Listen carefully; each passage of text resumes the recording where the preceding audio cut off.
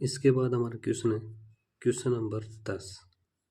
सिद्ध कीजिए कि किसी बाह्य बिंदु से किसी वृत्त पर खींची गई स्पर्श रेखाओं के बीच का कोण स्पर्श बिंदुओं को मिलाने वाले रेखाखंड द्वारा केंद्र पर अंतरित कोण समपूरक होता है।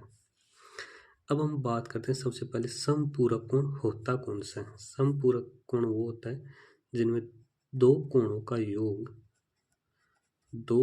का योग कितना 180 डिग्री होता है, उसको क्या बोलते हैं, समपूरक कोण बोलते हैं। तो सबसे पहले हल करेंगे। हल में क्या लिखेंगे, देखो हम जानते हैं कि किसी वृत्त के बाह्य बिंदु से दो स्पर्श रेखा खींची जा सकती है तथा इनकी लंबाई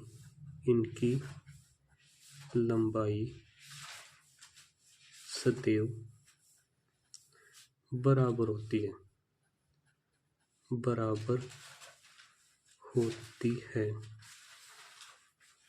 और जो स्पर्श रेखा और वृत्त की त्रिज्या को मिलाने पर ये क्या हो जाएगा, स्पर्श बिंदु हो जाएगा। तो स्पर्श बिंदु पर कितने डिग्री का कोण बनता है, 90 डिग्री का कोण बनता है। कितने डिग्री का कोण बनता है, 90 डिग्री का। और स्पर्श बिंदु पर 90 डिग्री का कोण बनता है। तो सबसे पहले क्या लिखोगे, चतुर्भुज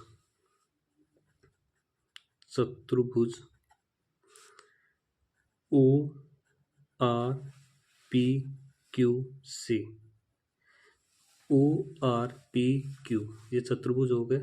ये कोण दे रखा है, हमारे को पता है कि चतुर्भुज के चारों कोणों का योग कितना होता है, 360। तो कोण O प्लस कोण R प्लस कोण P प्लस कोण Q बराबर 360 डिग्री होता है। इतना हम जानते हैं। यहाँ देखो कोण O प्लस कोण R कितना हो गया, 90 प्लस कोण P प्लस कोण Q कितना हो गया, 90 बराबर 360। कोण O प्लस कोण P 90 प्लस 90 कितनी हो गई, 180 बराबर 360। कोण O प्लस कोण P बराबर 360 माइनस का 180। तो यहाँ से कोण O प्लस कोण P बराबर कितना आ गया, 180 आ गया। ये चीज़ हमारे को क्या करनी थी, प्रूव करनी थी। देखो यही तो पूछ रहे हैं कि स्पर्श बिंदु मिलाने पर केंद्र पर अंतरित कोण समपूरक होता है। समपूरक का मतलब दो कोणों का योग 180। तो ये वाला कोण और ये वाला कोण, इन दोनों कोणों का योग कितना होता है, हो रहा है 180 डिग्री हो रहा है। इसके बाद हमारा अगला क्वेश्चन है क्वेश्चन नंबर 11। सिद्ध कीजिए कि किसी वृत्त के परिघ समांतर चतुर्भुज समचतुर्भुज होता है। क्या कह रहा है, समांतर चतुर्भुज समचतुर्भुज होता है। तो सबसे पहले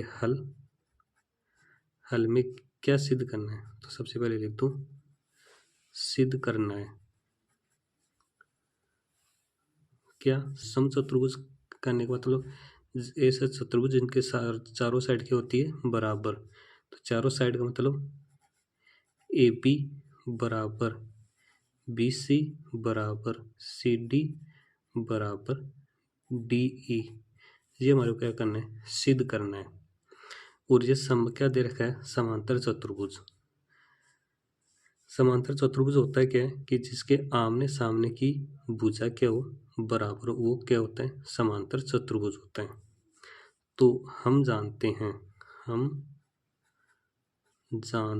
हैं कि किसी वर्त के बाह्य बिंदु से दो स्पर्श रेखा खींची जा सकती है जिनकी लंबाई सदैव बराबर होती है। ये हो गया। अब देखो हम बात करते हैं बिंदु ए से बिंदु ए से क्या हो जाएगी कि जितनी दूरी AP है उतनी ही दूरी क्या होगी AS होगी। इसी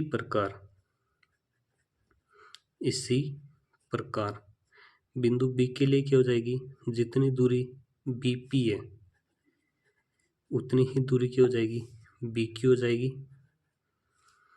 इसी प्रकार बिंदु C के लिए क्या हो जाएगी, जितनी दूरी CR है उतनी क्या हो जाएगी CQ, यानी कि CR बराबर CQ।